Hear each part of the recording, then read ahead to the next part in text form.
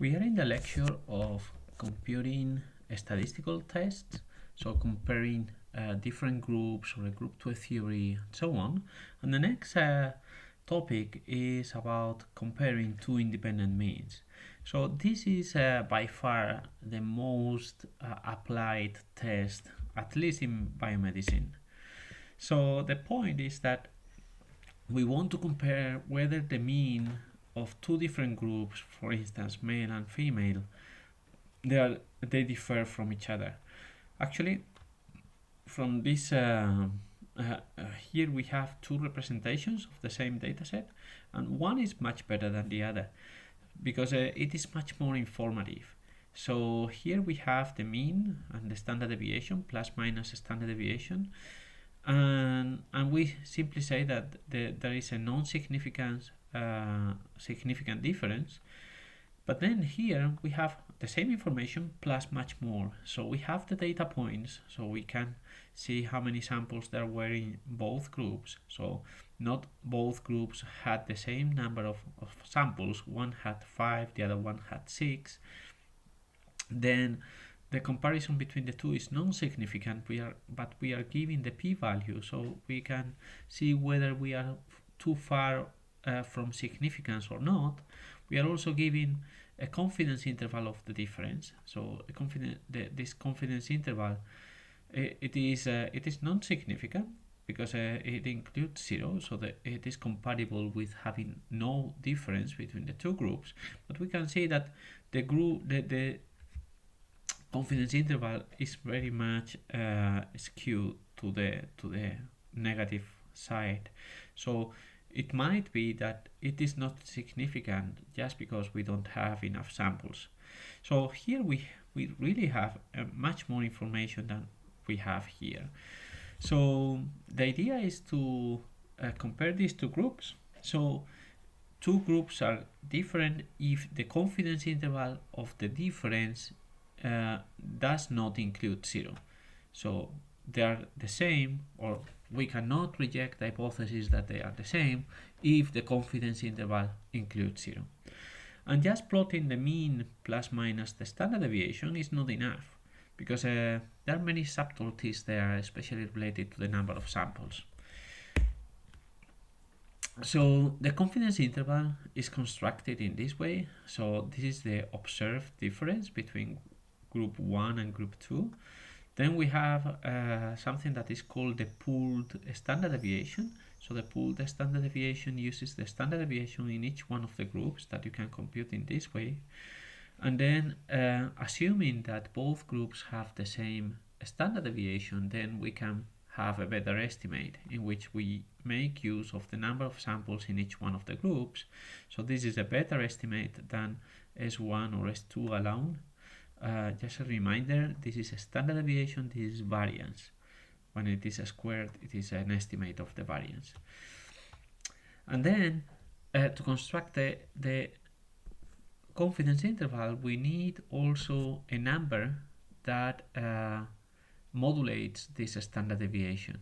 And this number is coming from the t-student with df degrees of freedom, and you can see that the number of degrees of freedom is a rather complicated formula, and even it may not be an integer number. So if we assume equal variances in both groups, then the number of freedom simplifies to this thing that is now an integer number. So this confidence interval depends on the variability. So the larger the standard deviation, the larger the actually I said it wrong. This is not the pooled standard deviation. This is a standard deviation of the difference.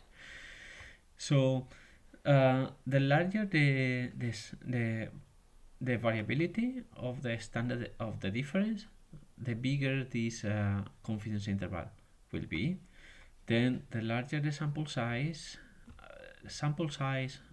enters in 2 points, at 2 points. So one is this 1 over n. So the larger the sample size, the smaller the variance will be, and also in the number of degrees of freedom.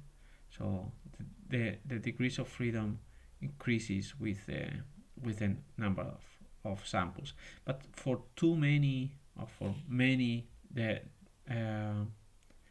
degrees of freedom, the t-student looks like a Gaussian. So in the limit, it is more or less like a Gaussian. So this tends to be like a Gaussian, and the main effect is through the decrease of the variance associated to each one of the groups.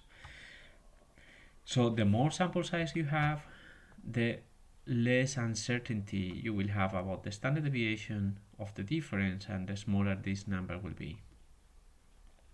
Then you have the confidence. The confidence is the alpha. So how wide the confidence interval is depending on the confidence you want to have it. So the more confidence, the larger the confidence interval. So the null hypothesis, when you are comparing two independent means, is that both sets have been drawn from populations with the same mean.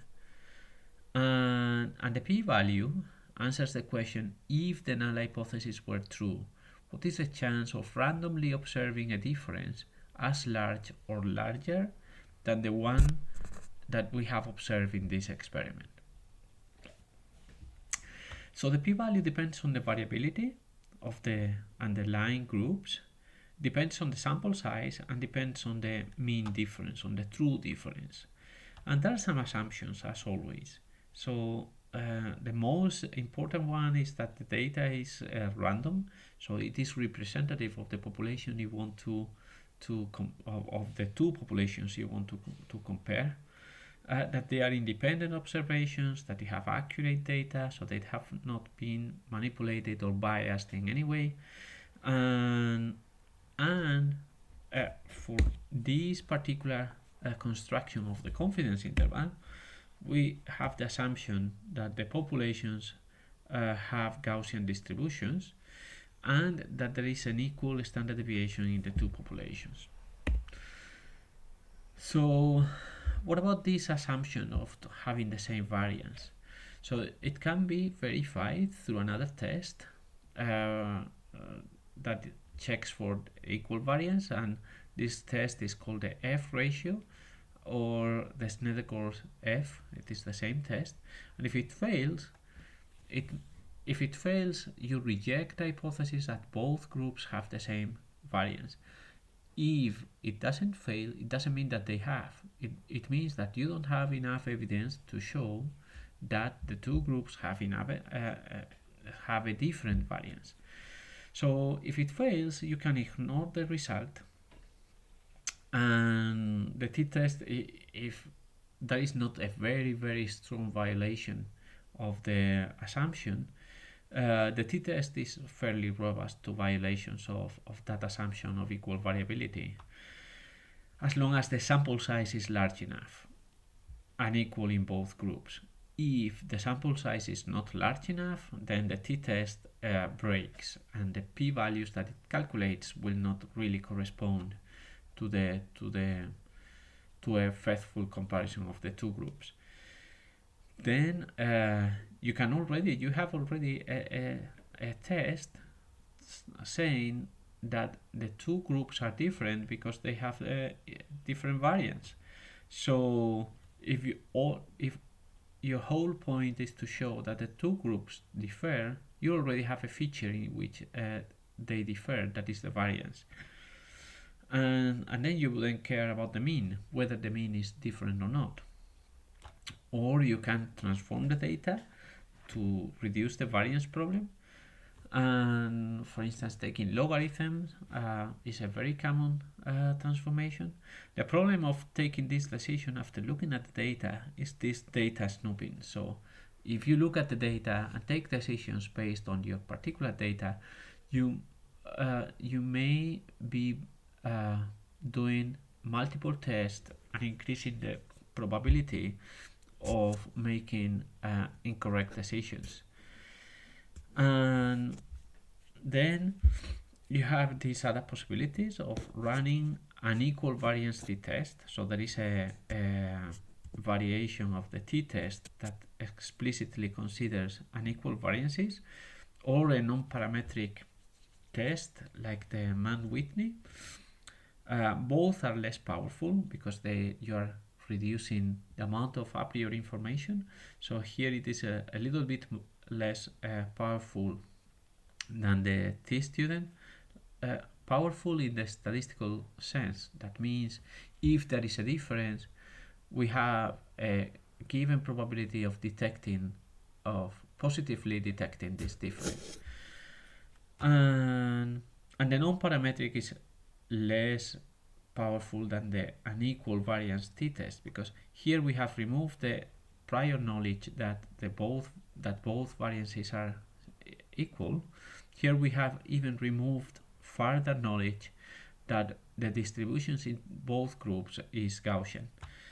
So if you run these tests after checking your data, then you have this problem of data snooping, that real life is real life. So in practice, normally you do that, but you should be aware at least that you might have this problem of multiple testing.